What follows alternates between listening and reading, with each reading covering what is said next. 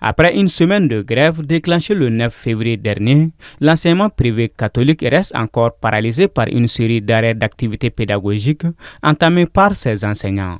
Dans leurs revendications, ils réclament qu'ils soient mis dans leurs droits. La première raison, c'est l'ouverture de nos droits à l'AMO et le paiement des allocations en retard, qui sont un droit tout à fait naturel en tant que travailleur dont on bénéficie.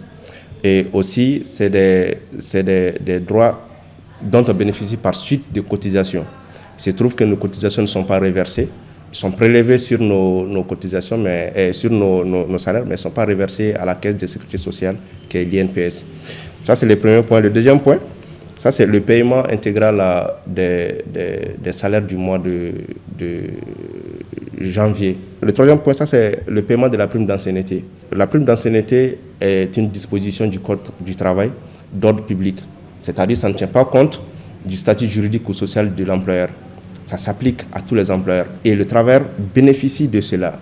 Selon le syndicaliste, malgré la mise en exécution du premier préavis de grève de 144 heures, aucune piste de solution n'a été explorée par la partie adverse, c'est-à-dire l'employeur, pour éviter le second préavis de 5 heures déclenché hier lundi 19 février. Depuis le premier préavis, on a eu une phase de conciliation mais qui s'est soldée par l'échec. Parce que les points qu'on vient de citer sont des points, ce ne sont pas de revendications en fait, ce ne sont pas de nouvelles revendications, c'est des réclamations des droits qui existent et qui sont violés au vu de tout le monde. Donc pour la deuxième phase, on n'a pas été appelé en conciliation par l'employeur.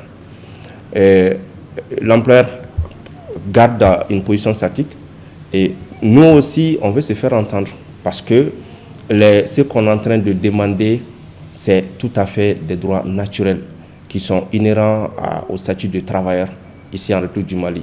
Dans ce mouvement de grève, la Fédération de l'éducation nationale, qui approuve la légitimité de ces revendications, réaffirme son accompagnement et son soutien à ses camarades enseignants des écoles privées catholiques.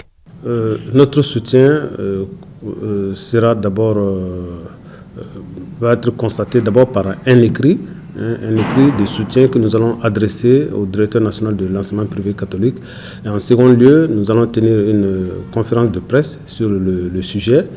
Et nous comptons également aller en mouvement de grève, nous, les 4 syndicats de la FEN, à savoir le SILDEF, le SNEB, le SEPC et le SYNTEC.